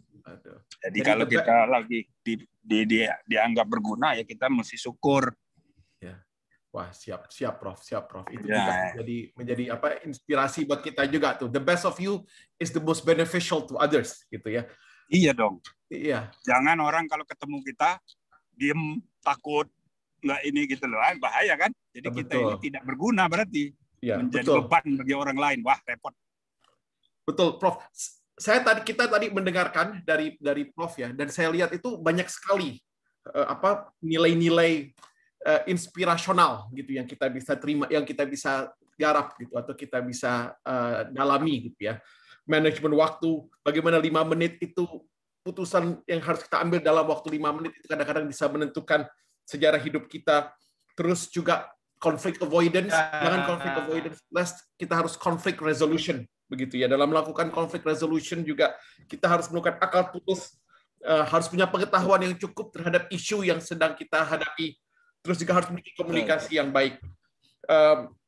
Saya juga suka Prof dengan apa yang Prof sampaikan, bahwa untuk menjadi seorang yang sukses dalam baik sebagai guru besar, sebagai ketua Mahkamah Konstitusi, Prof itu mencoba untuk berpikir luas dan global, terus juga jangan kaku. Jadi tidak heran ya, Prof juga mudah menulis lebih dari 70 buku ya, karena banyak sekali life values dari Prof yang bisa dipetik oleh kita gitu ya. Dari kita yang membacanya dikit. Enggak juga, Prof. Enggak juga dibaca gitu loh. Bukunya Prof itu mungkin saya nggak tahu ya seberapa banyak pembelinya. Tetapi yang saya tahu, mereka yang membaca itu banyaknya adalah orang-orang yang kemudian menggunakan informasi yang diperoleh dan menerapkannya. Akhirnya impact-nya besar, Prof. Ya, mudah-mudahan. Mudah-mudahan bermanfaat. Ada pertanyaan tadi enggak? Nah, jadi Prof, ini ada beberapa pertanyaan nih, Prof, untuk Prof yang mungkin ada menarik nih untuk kita explore. Ada pertanyaan pertama ini dari Safa.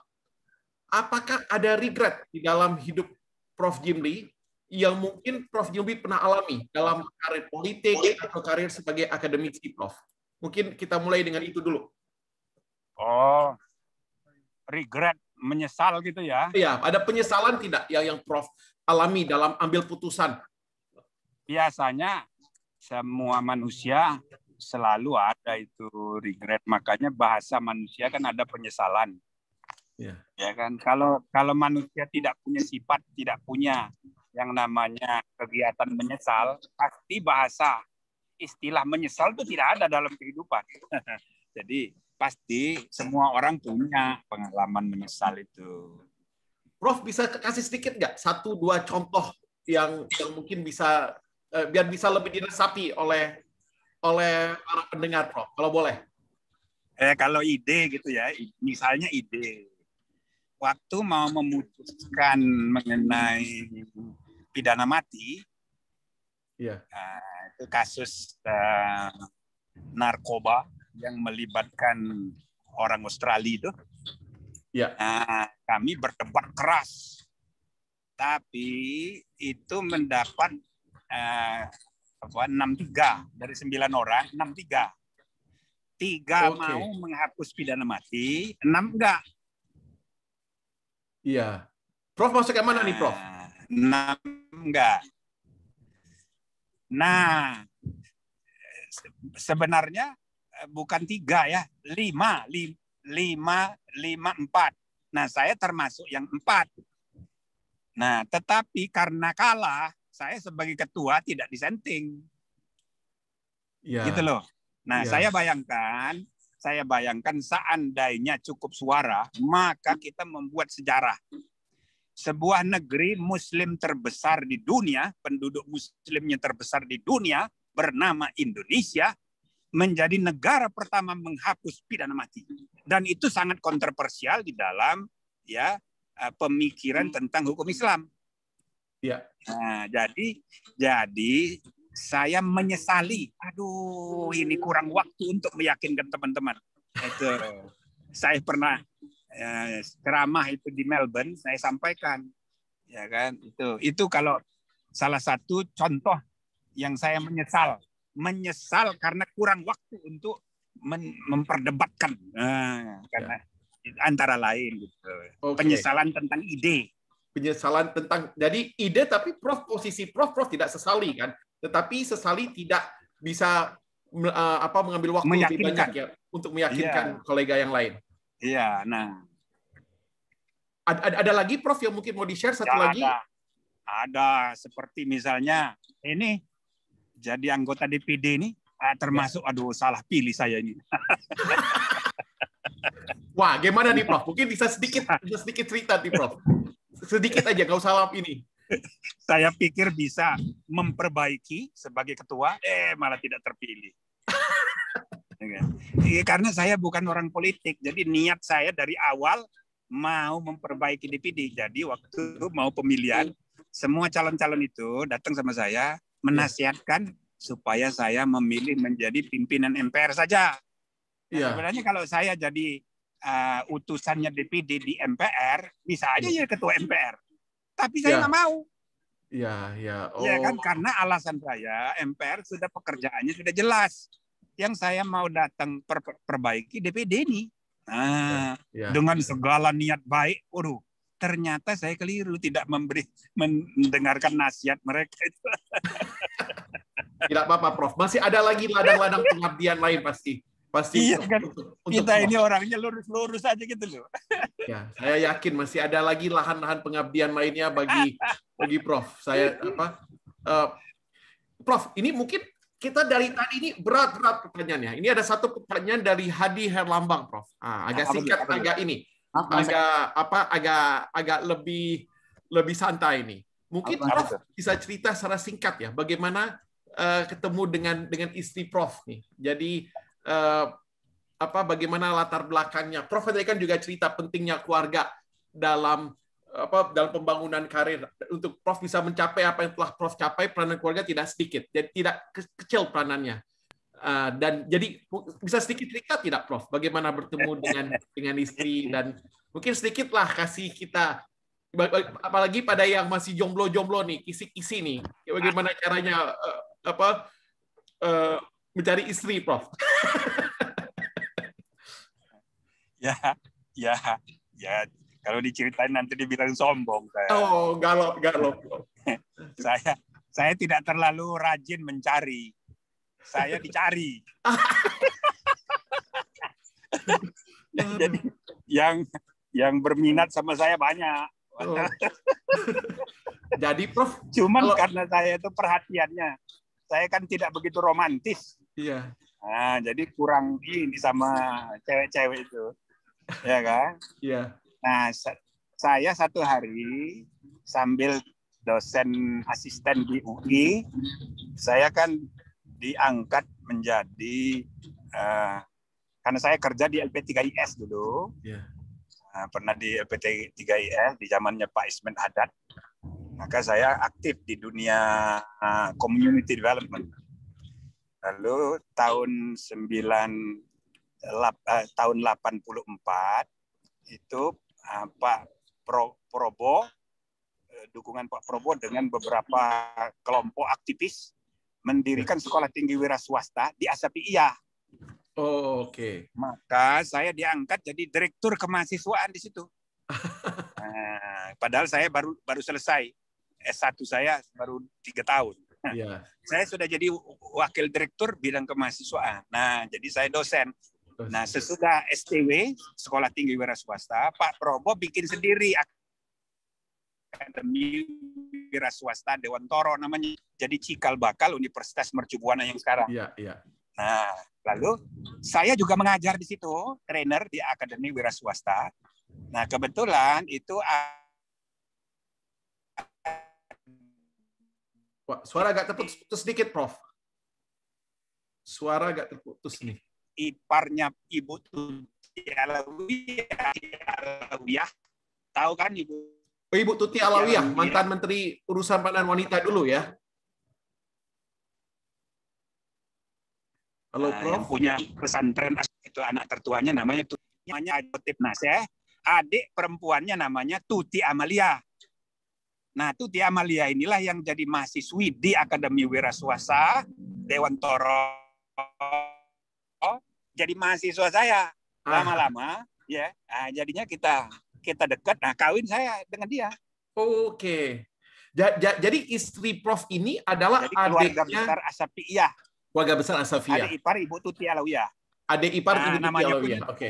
Sama, mirip. Ya. Ya, nama istri saya Tuti Amalia. Iya. Wah, mirip. Iya. Nah, itu. Nah. Ya. Ya. Siap. Jadi siap, ketemunya Prof. Di Asafiyah itu.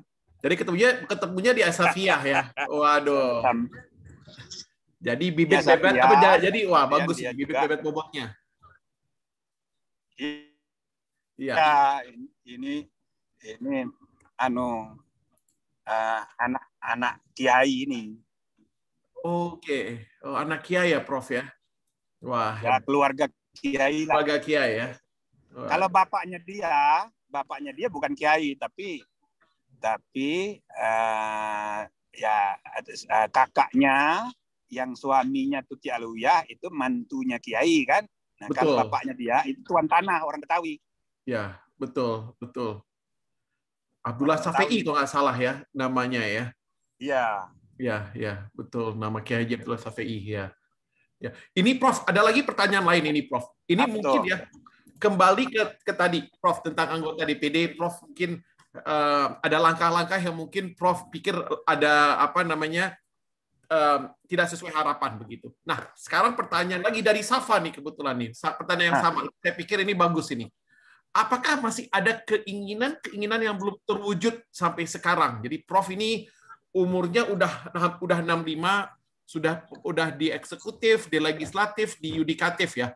Tapi apakah masih ada keinginan yang belum terwujud, Prof? Walaupun 65, tapi kalau kita lihat Mahathir 95 masih aktif. Nah, mungkin Prof masih ada 30 tahun lagi nih, Prof, untuk bisa mengabdi pada bangsa dan negara nih. Nah, gimana nih, Prof? Apa yang keinginan belum terwujud? Kalau ide, impian itu tercermin kira-kira separohnya ada di buku saya yang 70 itu. Ya. Nah, jadi banyak sekali. Dibaca orang pun belum, jadi artinya belum menjadi belum berhasil disosialisasikan, apalagi direalisasikan. Itu kadang-kadang disitulah pentingnya posisi politik. Kalau kita punya posisi politik, kita yang mengerjakan sendiri, kita punya ide gitu. Ya. Daripada meyakinkan para penentu kebijakan yang belum tentu dia bisa menangkap ide kalau tidak ada kaitan dengan kepentingan dia gitu.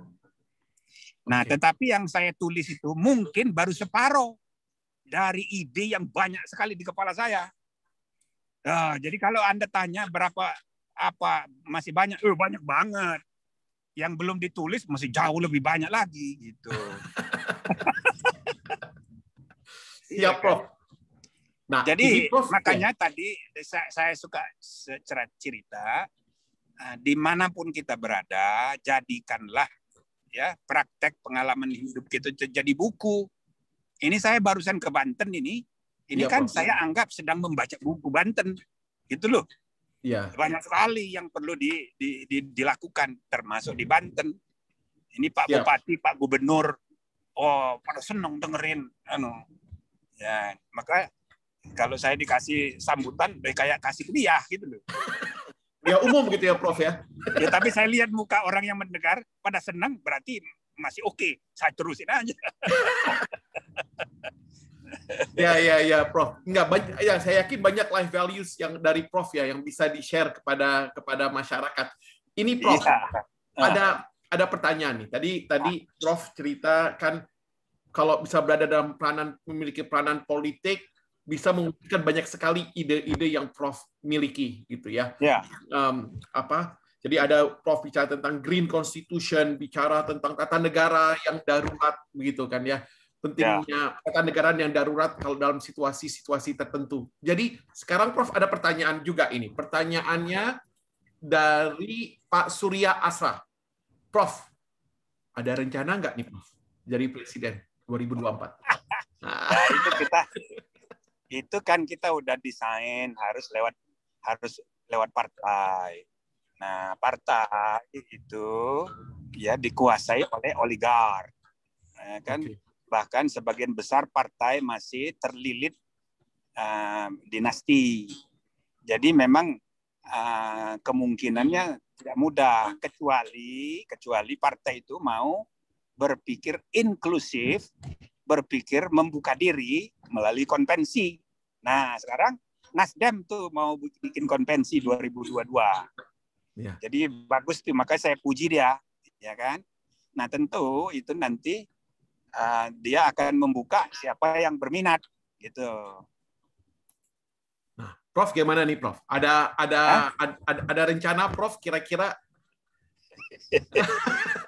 Kan banyak nih ide-idenya nih, kan, dan banyak sudah diwujudkan. Jadi bikin manifesto politiknya nanti udah ini, Prof, udah gampang, Prof. Tinggal intisari dari beberapa buku Prof aja nih. Nggak dianu dulu, apakah mekanisme konvensinya itu sungguhan apa enggak? Kan selama ini ada konvensi. Yang lalu kan Dahlan Iskan menang, tapi kan enggak juga. Gitu. Ya kan? Jadi bisa saja ini cara partai untuk merebut suara media dan hati rakyat, dibikin konvensi, tapi tidak sungguh-sungguh.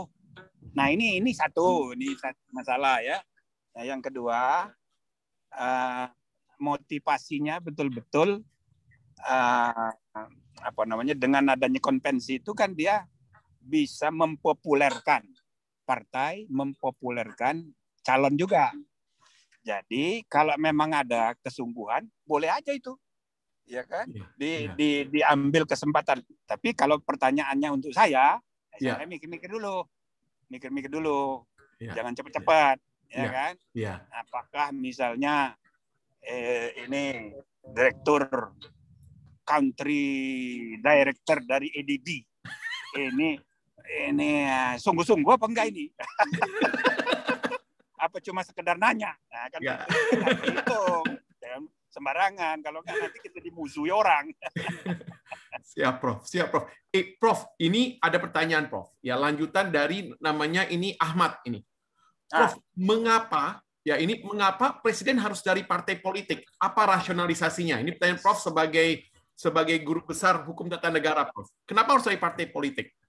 Apa rasionalisasinya?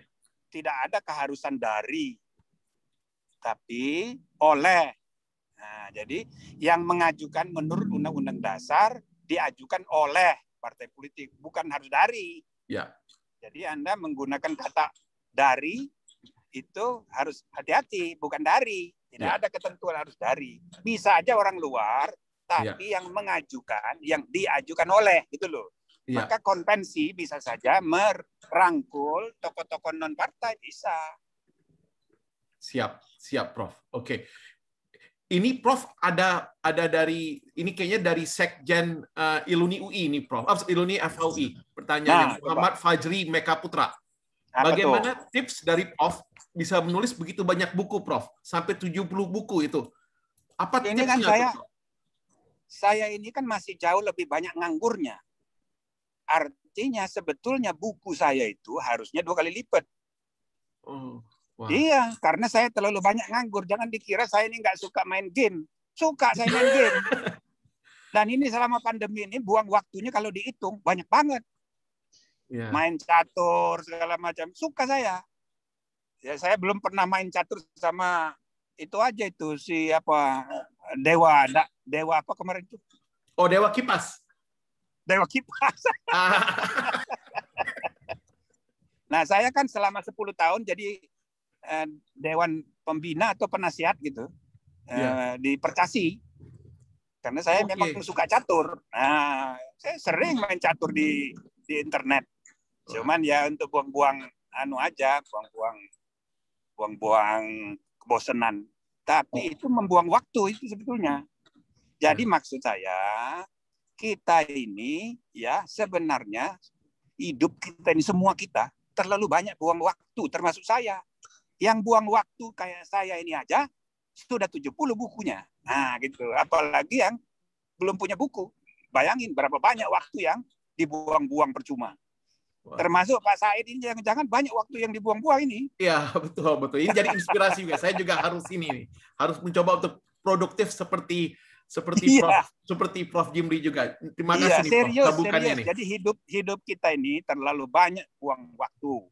Ada yang 8 jamnya tidur, 8 jamnya tidur-tiduran, 8 jam yang ketiga seperti sedang tidur. Nah, jadi gitu. Betul, Prof. Itu mungkin para pemirsa itu saya pikir hal yang mungkin perlu kita camkan juga gitu ya. Kita jangan manajemen seperti waktu. tidur atau jangan tidur-tiduran ya dalam waktu produktif. The key is manajemen waktu. Wal asri. Ya, tadi Prof juga udah sampaikan itu dalam kita. Ya, terima kasih itu Prof. Itu saya pikir hal yang penting ya. Orang seperti Prof aja sibuknya minta ampun bisa bikin 70 buku itu adalah manajemen waktu kuncinya saya pikir begitu ya Prof ya. Prof, ini ada pertanyaan ini kita tadi agak serius. Ada satu tadi yang mungkin agak santai gitu ya tentang bagaimana Prof bisa ketemu istri. Nah, ini Prof ada lagi nih dari Riri. Nah, ini mungkin nih masih single. Dia nanya, "Bagaimana Prof ya? Ini mungkin sedang mau mencari jodoh. Ingin dapat tips dari Prof. Bagaimana caranya untuk mencari suami yang berkualitas? Gampang. Jangan mencari yang ideal. Jangan mencari yang ideal ya. Ya, tapi jadilah manusia ideal untuk pasangan kita. Wah. Nah, itu kuncinya. Kalau you mau cari istri yang ideal, nggak ketemu-ketemu. Ketemu pun waktu pacaran, begitu sudah jadian, ternyata berbeda dengan yang saya duga sebelumnya. Nah, itu karena mencari yang ideal, tidak ada manusia ideal, ya kan? Nah, itu kan hanya fatamorgana saja. Kita belum tahu saja. Nah, jadi caranya siapkah dirimu menjadi pasangan ideal bagi pasanganmu? Itu yang harus ditanya di dalam batin. Jadi terima temanmu, pasanganmu apa adanya, lalu Anda siapkan diri menjadi pasangan ideal bagi dia. Itulah kunci langgengnya keluarga. Wah, menarik sekali itu, Prof. Jadi ini kembali lagi mungkin ya ke nilai yang tadi juga Prof sempat sampaikan bahwa kita itu ambil hak itu jangan melebihi dari jatah kita, tapi berikan kewajiban melebihi dari apa yang diekspektasi dari kita, begitu ya? Jangan kurang dari seharusnya. Ya. Kewajiban berikan jangan kurang dari seharusnya. Hak ambil jangan lebih dari semestinya. Ya, itu juga saya pikir. Jadi kalau saya lihat ada benang merahnya juga itu.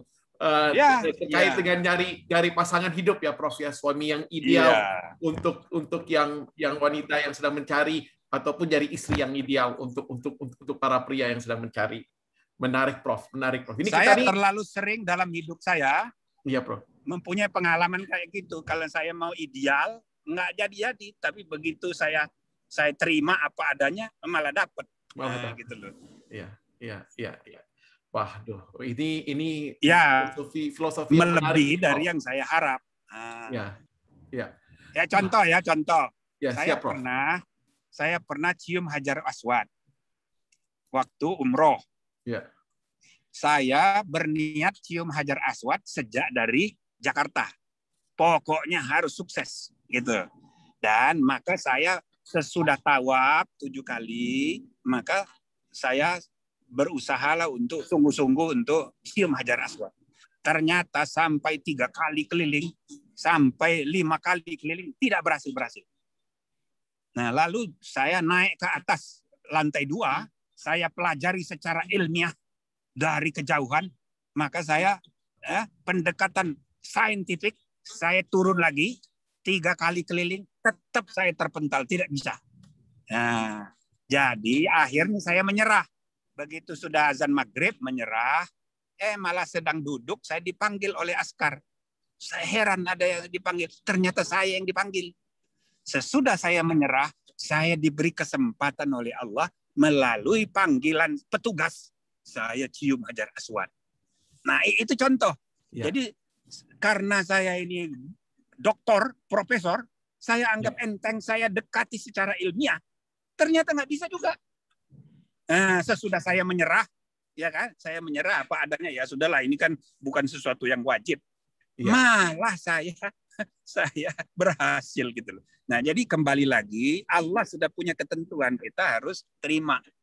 Ya kan? Tawakal ala Allah. Jadi dalam hidup kita selalu ada yang kayak begitu. Kalau kita mencari yang ideal, nggak ketemu-ketemu. Ya. Gitu loh. Ya. Nah, ya akhirnya kita ikhlas saja, tawakal ala Allah. Ya tentu ada ikhtiar, tapi jangan berlebihan, jangan memutlakkan keinginan. Ya. Itulah kira-kira. Oke, makasih. Ini Prof, saya pikir habis dari sini nih akan lebih banyak lagi alumni FAUI ini yang akan bisa dapat jodoh nih Prof dari ini. Amin, Prof, amin. Ada satu pertanyaan terakhir ini Prof. Habis ini kita mungkin harus harus kita selesaikan. Nah, ini Prof, ada pertanyaan menarik ini. Ini dari Ahmad lagi. Berdasarkan pengamatan Prof sebagai guru besar, sejauh apa praktisi dibutuhkan untuk mengajar di Fakultas Hukum? Apakah ada kekhawatiran tertentu jika dosen praktisi diberikan porsi mengajar lebih? Nah, jadi seberapa jauh praktisi perlu mengajar? Apa ada kekhawatiran bahwa nanti ini akan apa namanya? Jika praktisi apakah ada kekhawatiran jika dosen praktisi diberikan porsi mengajar lebih? Kalau terakhir, pertanyaannya kan saya kan tidak posisi menentukan ya. Tapi kalau pertanyaannya ke saya, ya, Prof. Saya berpendapat dunia praktek itu untuk hukum Indonesia itu mutlak diperlukan. Oke. Halo? Ya, mutlak diperlukan. Karena salah satu kelemahan pendidikan hukum di negara civil law, kita orientasinya teori, orientasinya pasal, norma, tapi jauh dari realitas. Nah, jadi dosen praktek itu memperhubungkan ya dunia praktek itu dengan dunia teori, dunia normatif dengan dunia realitas.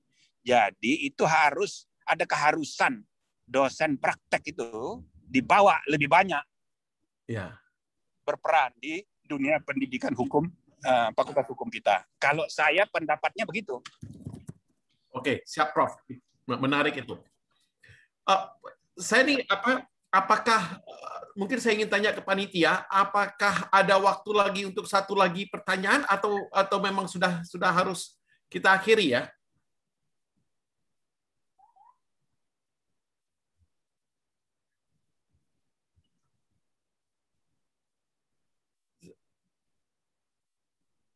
Halo? Oke, kalau tidak ada yang menjawab, bisa Bang, satu pertanyaan lagi ya. Masih bisa satu pertanyaan lagi. Oke, siap. Ini Prof, ini mungkin jadi pertanyaan yang benar-benar terakhir nih Prof ya. Ini saya mengambil pertanyaan Prof sebagai tokoh hukum, jadi sebagai guru besar Fakultas Hukum maupun sebagai mantan juris gitu ya. Menurut Prof, bagaimana potensi minat ini dari Rininta? Menurut Prof, bagaimana potensi minat profesi bidang hukum dalam 10 tahun ke depan di Indonesia? Apakah profesi bidang hukum ini bisa mengimbangi kemajuan digital dan teknologi yang makin pesat, Prof? Nah, itu pertanyaannya. Kalau menurut saya, peluangnya malah besar sekali karena akan banyak problem. Jadi, situasi berubah disruptif di segala bidang kehidupan, pasti menciptakan konflik normatif. Jadi, norma-norma yang efektif itu norma lama tidak efektif, norma baru belum berfungsi dengan baik. Yang lama sudah tidak berlaku, yang baru belum efektif. Maka ada keadaan anomali, keadaan anorma, anomi, dan kekacauan yang terjadi itu membutuhkan sentuhan evolving yang berubah, yang kreatif juga. untuk menghadapi situasi baru.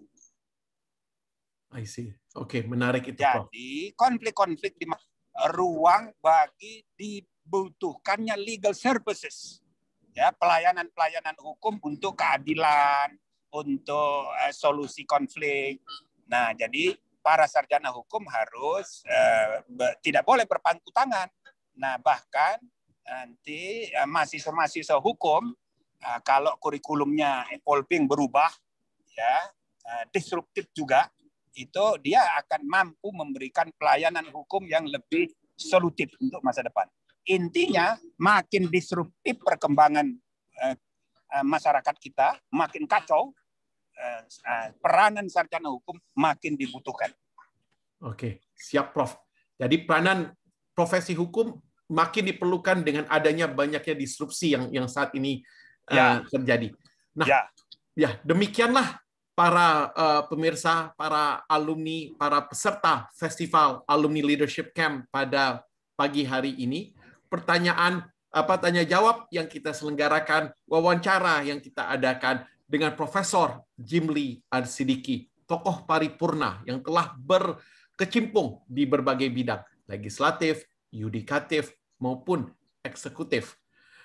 Mungkin kita akhiri diskusi pada saat ini dengan beliau. Saya serahkan kembali acara foto kepada dulu panitia. Ya, foto dulu ya, jangan lupa. Siap. Ya, terima kasih kepada Prof. Jimli dan Bang Said atas diskusinya. Prof. Jimli, mohon maaf, kalau boleh kita mau foto bersama dulu, Prof. Cuma bagaimana ini, baterai saya sudah rendah ini. Mode daya rendah, bagaimana ini? Sudah tidak bisa hidup videonya ya, Prof? Iya, kayaknya mode daya rendah. Gimana ini caranya? Sebentar dulu. Ya, Prof. Ada baterai. Saya di mobil ini. Pakai baterai dulu sebentar. Siap.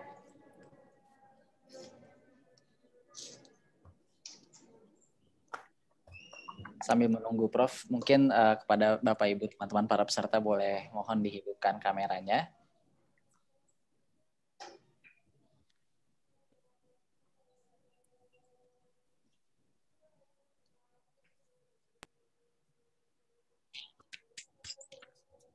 %, kok nggak bisa ya, fotonya mana?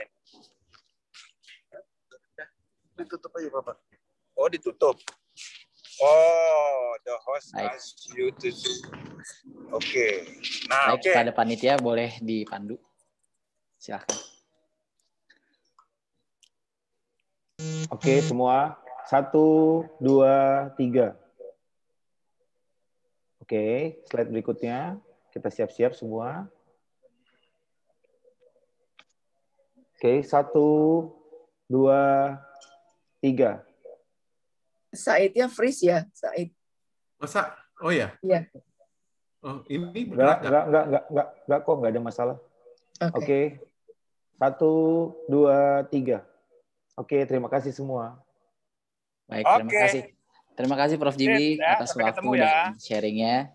Ya. Terima kasih juga kepada Bang Said atas telah memandu kegiatan kita pada sesi yang pertama pada hari ini. My pleasure. Thank you. Terima kasih Bang. Untuk penutup kegiatan pada siang hari ini, kita akan memberikan sebuah bentuk apresiasi dari Iluneva UI yang akan disampaikan kepada Prof. Jimli Al-Siddiqi, akan diberikan oleh Ibu Asoya Ratam sebagai Ketua Iluneva UI. Saya persilahkan.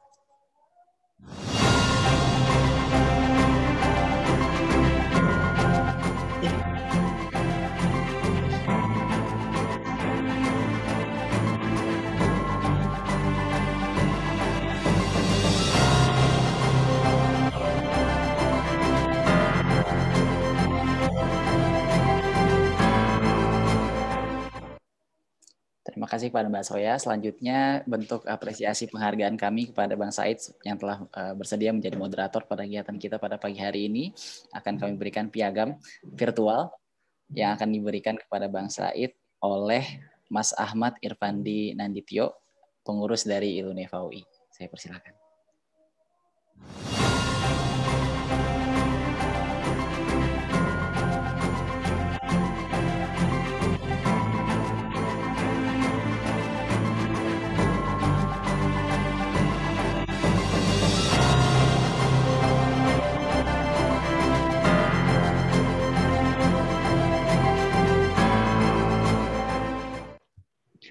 Terima kasih sekali lagi kepada Bang Said dan kepada para peserta semua.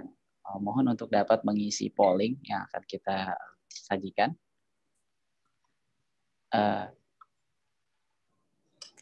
Terima kasih kepada para peserta semua. Untuk menutup kegiatan kali ini, kami juga mengingatkan agar untuk dapat menghadiri kegiatan yang akan berlangsung setelah ini, yang juga tidak kalah menariknya, yaitu oleh Pak Freddy Haris dan nanti sore oleh Ibu Profesor Harkristuti Harkrisnowo. Dan demikianlah, mohon maaf dari kami apabila terdapat kekurangan dan terima kasih atas perhatiannya. Juga terima kasih kami sampaikan kepada sponsor kami yang telah membantu terlaksananya acara ini dengan lancar, yaitu akan saya sebutkan dari sesuai urutan abjad, Ali Budiarjo Nugroho Reksodi Putro, kemudian Dentons HPRP, kemudian HHP Law Firm, dan yang terakhir dari SSEK Legal Consultants. Terima kasih sekali lagi kepada Bapak Ibu sekalian dan teman-teman para peserta. Kami nantikan ada kehadirannya. Ada survei Aldo. Baik. Ya, mohon untuk dapat mengisi survei terlebih dahulu, Bapak Ibu dan teman-teman peserta.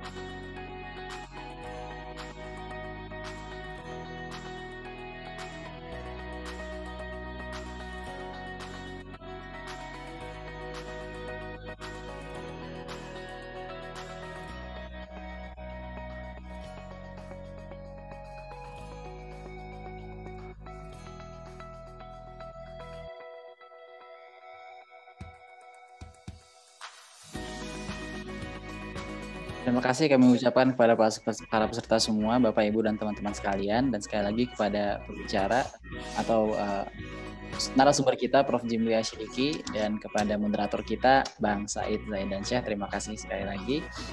Kami nantikan kehadiran Bapak, Ibu, dan teman-teman semua di sesi yang selanjutnya. Selamat siang dan terima kasih.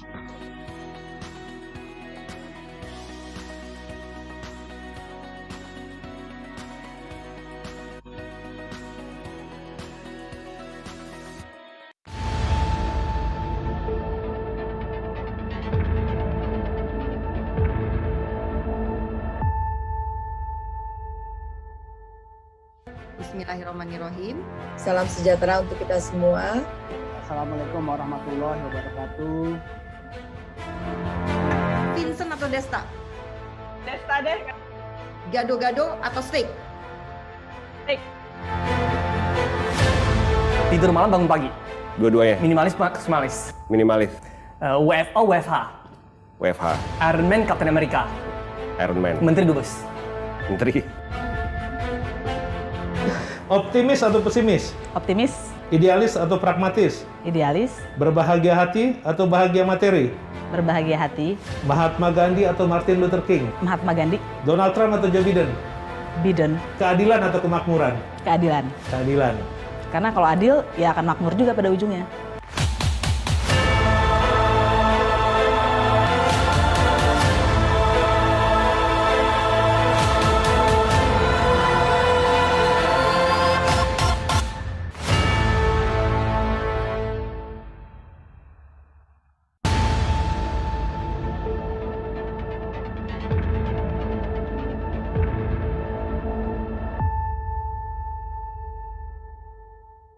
Bismillahirrahmanirrahim. Salam sejahtera untuk kita semua. Assalamualaikum warahmatullahi wabarakatuh.